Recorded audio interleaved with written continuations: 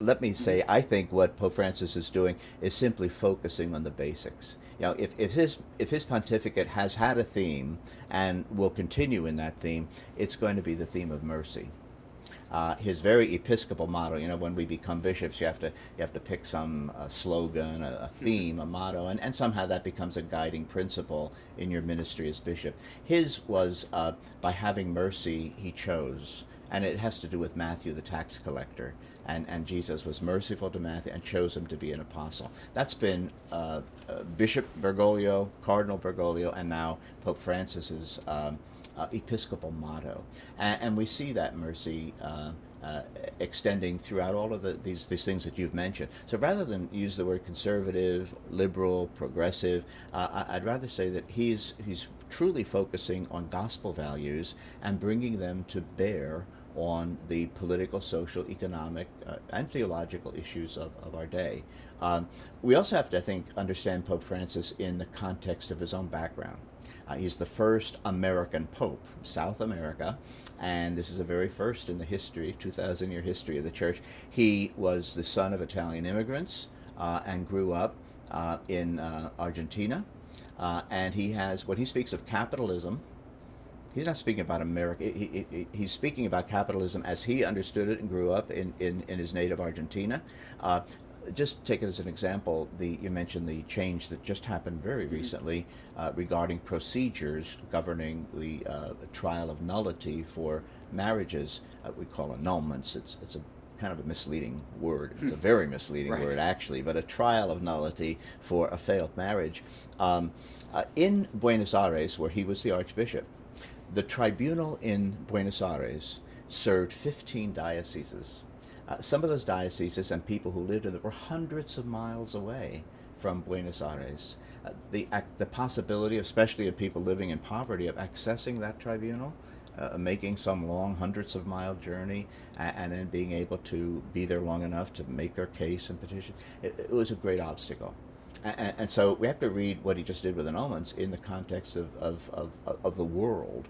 Not in the United States, every diocese that I'm aware of has a functioning tribunal. We have here in Harrisburg 12 full-time staff members who work just in that department on the processing of canonical issues in general, but specifically, and probably 99% of their work is with regard to marriage issues.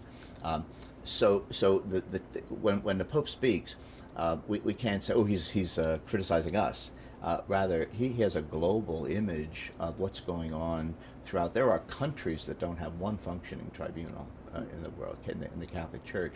And this is what he wants to remedy by changing some of the procedural laws to make the process more accessible and to expedite that process. It will also put more responsibility on your plate, though, correct? He did. So Yes. how do you feel about that? Well, I myself spent 23 years in tribunal work, so I feel very prepared to make the decisions that possibly would come my way as a single decider in some of the, what he calls a più breve, a briefer process, whereby the bishop can look at the situation. And he's listed a number of things in that document that would allow a case to proceed by this shorter form. And then that the bishop ultimately makes the choice. I'm sure, though, that bishops who don't have tribunal experience or a canon law background would rely still on their canonists to analyze and prepare a brief for them, and then the bishop makes the ultimate decision. In our church law, the bishop is already the first judge within the diocese, but we generally exercise that office through delegation. So I have an alter ego who handles judicial matters. He's called the judicial vicar. But I imagine what would happen is that the tribunal staff will assess a case, write a brief, and present it to the bishop. But that would be eminently a shorter process and an easier process. The important thing, and he emphasizes throughout this document, which is called Jesus, the gentle judge, the gentle judge Jesus, that we don't become lax or in any way contradict the unchanging and unchangeable teaching of the indissolubility or the permanence of marriage. You know, when bride and groom stand together, they say, I'm going to be your spouse until death parts us. And we take that at face value. So marriage is permanent unto death. And the Pope repeats several times in this document that no laxity or change in that understanding of the theology of the sacrament of marriage it should enter into this process.